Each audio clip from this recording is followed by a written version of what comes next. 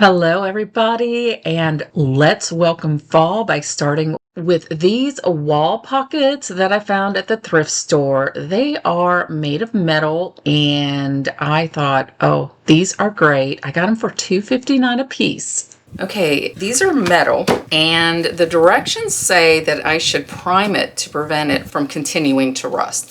Well, I don't have the prep primer, whatever it's called. So what I'm going to do is I'm hoping that the liquid patina will do the same thing.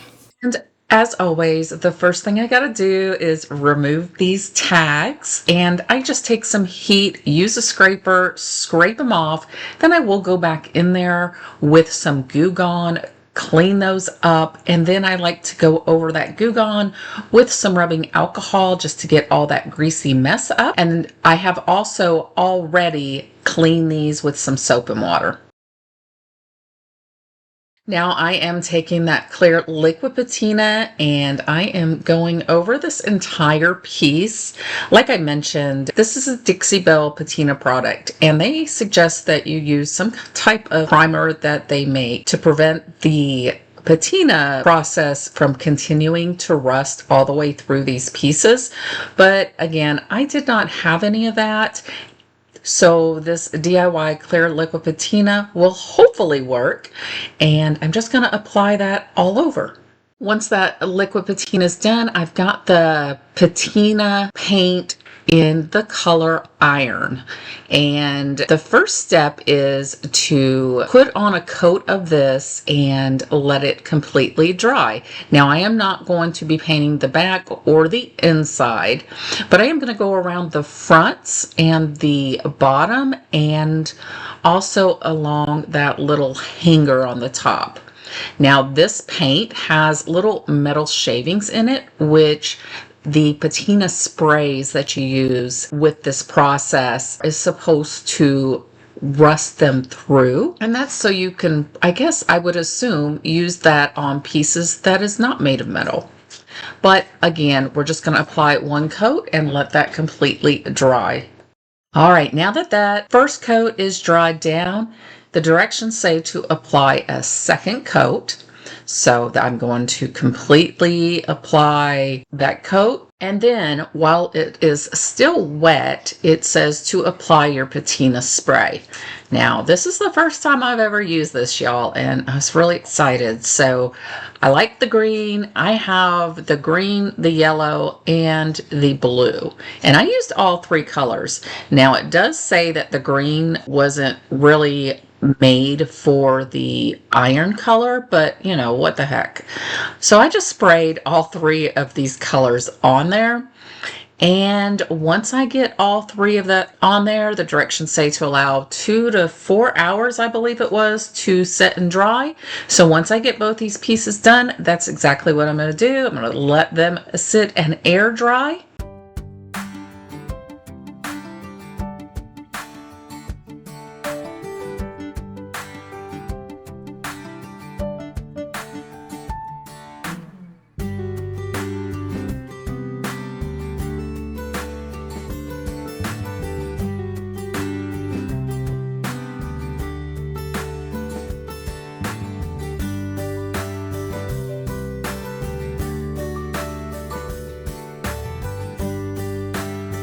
And then if you guys could have saw my reaction when I saw these, OMG, y'all, look how beautiful these are.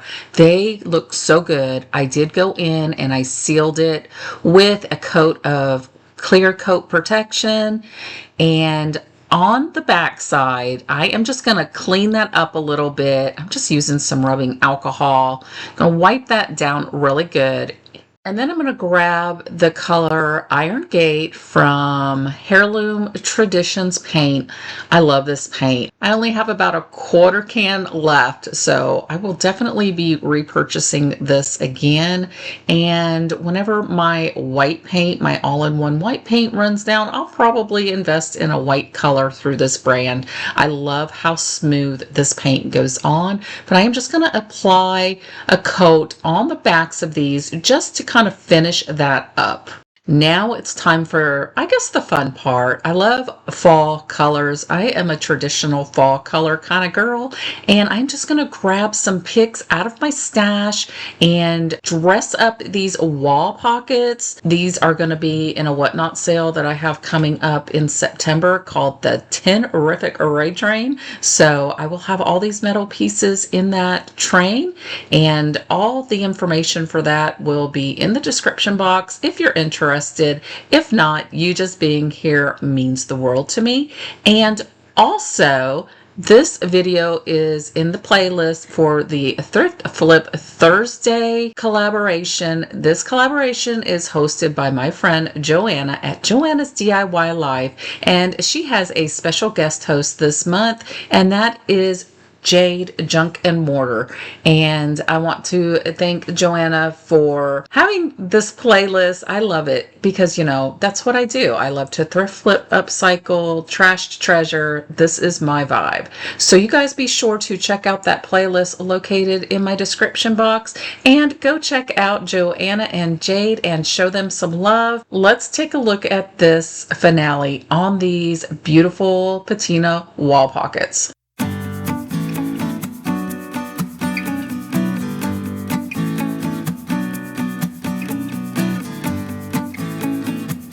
Cleaned it with alcohol, and I'm gonna paint it.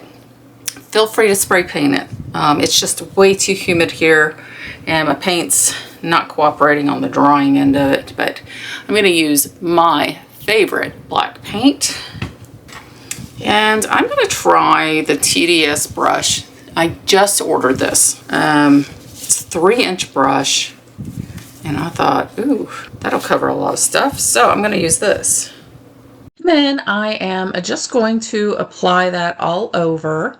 Now, I did get some shedding of the bristles in my paint, but that's because I did not wash my brush before using it. So you guys just keep in mind, always wash your brushes prior to using them. That'll help eliminate your bristles from shedding. Not all the time, it's going to depend on the brush, but it will definitely help in most cases.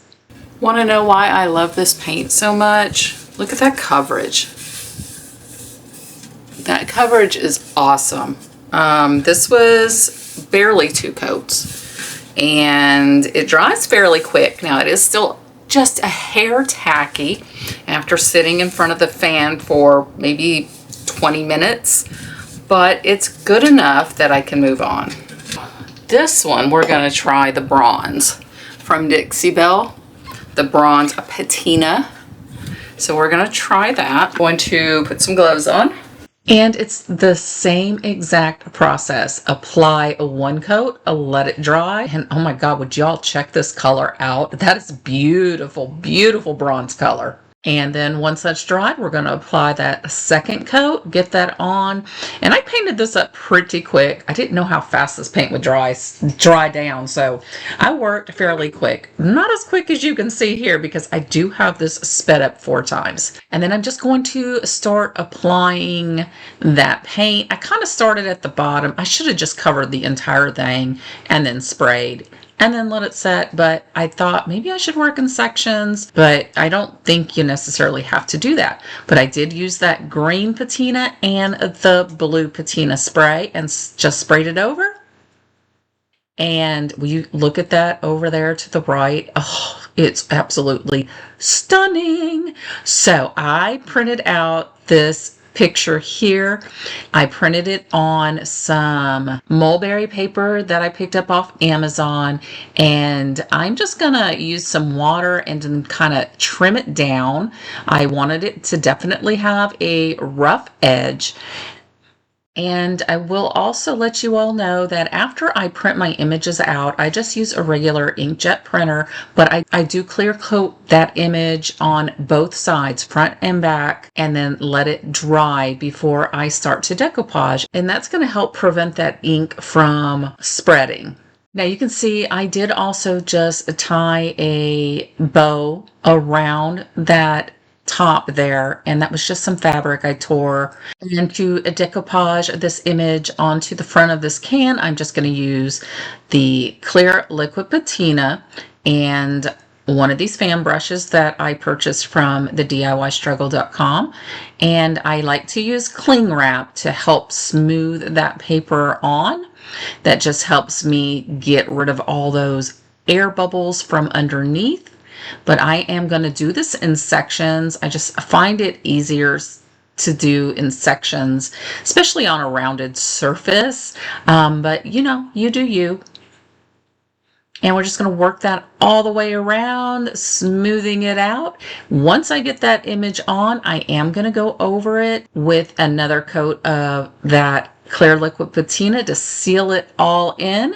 And then I'm going to grab some of this Tim Holtz distressing ink and go around the edges just to give it a little bit more patina. And then this piece will be finished. I did just throw some fall picks in there. And here is the reveal.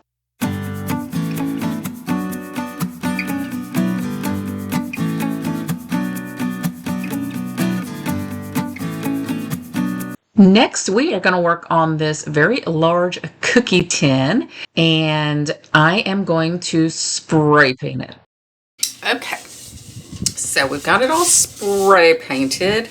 I used the 2X Dark Walnut from Rust-Oleum. I'm going to tackle Sweet Potato from Sweet Pickins Milk Paint. And I am going to mix that up. You just mix it up equal parts water to equal parts powder. I like to have mine a little bit heaping because I like mine a little bit thicker. And I keep bottles of water in my craft room, so I'm just using that.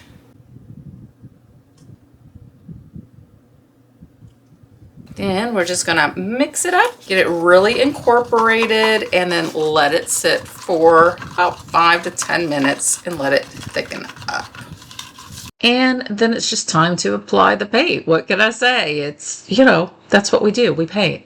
So I do apply this paint on both the lid and on the bottom, the base of the tin. And once I've got that first coat on, I use my heat gun and we're just gonna dry it down. Watch the cracking come about. Once it's dry, I will apply a second coat. And if you feel like your paint is just a little too thick to get it spread, go ahead and spritz you some water on top there, and that'll just help that paint move a little bit better. And you can see how when you put that first coat on, it's a little splotchy. It's not the best coverage, but that's just milk paint. So don't be scared. Just apply that second coat. And once you use this milk paint, I'm telling you, it's quite addictive. It just gives you beautiful, crackly surfaces that I personally love. And then I am going to dry that down again with that heat gun, watching again all that crackle coming through, exposing that brown underneath. And then once I get that second coat dried down, I am going to grab one of my sanding sponges and I am just going to go over lightly. I want to get this paint nice and smooth out. Any chipping or anything that's going to come off, I'd rather it come off during my sanding process than after somebody purchases it. So we're just going to really just smooth it out. And then it's time to clear it, and I'm going to clear it with that clear liquid patina. And I originally decided to do it at this step. For one, I'm getting ready to decoupage, and I don't like my color to possibly bleed against my paper. I sealed this paper with a clear coat on both sides, just plain paper. And because I can't cut a straight line to save my life. And yes, I seriously cannot cut a straight line. I don't know what it is. But Paper trimmer to the rescue. So I'm just going to cut off the tops and the bottoms of this, and that's because when I put it on the can, I know that the tops and the bottoms are going to fit where I want them to fit just fine. I am going to leave the edges how they are. Now this is printed on 8.5 by 11-inch paper, plain paper, and that's because I forgot to change out my paper, and I thought, well, you know what, I'm just going to give plain paper a try and see how well it works. But definitely don't forget to seal it. So we're just going to do that little lighter trick. I do have a little bowl of water. My rag is covered in water, and I'm just going to use a lighter to go around those edges. Just on the sides, not the top and bottom, just on the sides. And, you know, having that rag there with that water, but just to make sure that it's not going to get out of hand. So definitely take all precautions, but I really wanted those edges to look just extremely worn out because these two pages are not going to meet one another when I place them on that can. So I wanted to look like they were aging away, like it was something that was being naturally done, and I think it came out pretty good. You'll see here soon.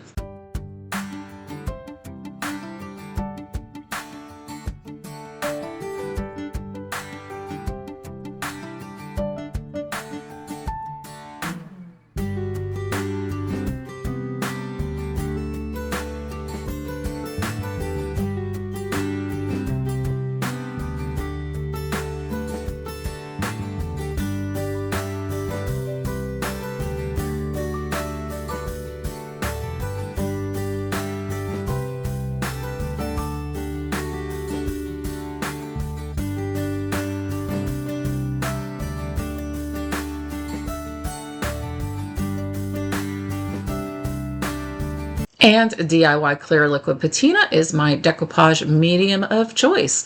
So I am just going to make sure I've got that lined up right where I want it. I will try to keep my one hand on that paper at all times to prevent it from moving around.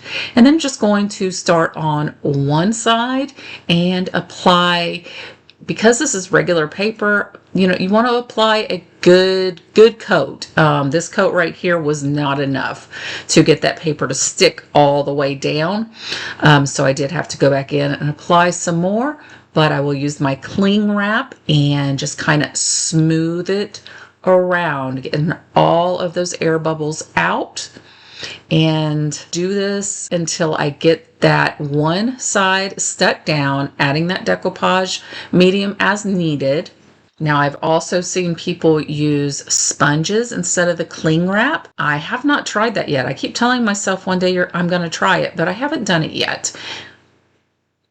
And once that side's stuck down, you see how it's sticking down, making sure we got all those air bubbles out once again. I will just proceed to do the same exact thing to the opposite side. Now, I pulled that heat gun out because I had a little bubble I couldn't get out, and I was hoping that it would kind of reactivate that decoupage medium so I can kind of smooth it out, and it seemed to have worked. Just don't hold it on top of your paper too long because you don't want to burn your paper. But again, just repeat that process around the other side. And now I'm just going to place that second page on the exact opposite of where we put the other page. I'm just making sure both my sides look even. I'm an eyesight kind of gal for the most part, you know, I just kind of eyeball it. Some things I felt the need to take out the tape measure, but this I didn't. I mean, you know, the space wasn't too terribly large and you can see it by eyesight, but you do you. And just repeat the process on this side. And I truly want to thank each and every one of you for taking your time and choosing my videos to watch. I really, truly appreciate it. Making some headway and growing here on YouTube, and it's all because of you guys. And I thank you so much. If you made it this far in the video, don't forget to hit that subscribe button because you watched it all the way through. I think you might be liking what you're seeing. And don't forget to check out that playlist linked in my description box. And go check out Joanna's DIY Life. Go check out Jade, Junk and Mortar, and also the other creators in the playlist. And this is about how much space I've got there. And look at those burnt edges. And what I really like about those burnt edges is it kind of pulled over some of that burnt paper that crumbled off a little bit onto that orange paint. And it just made it look even more authentic. And you'll see that in the very end when I do the little video run through. But hey guys, thank you so much for watching. And I hope to see you next week. Bye-bye.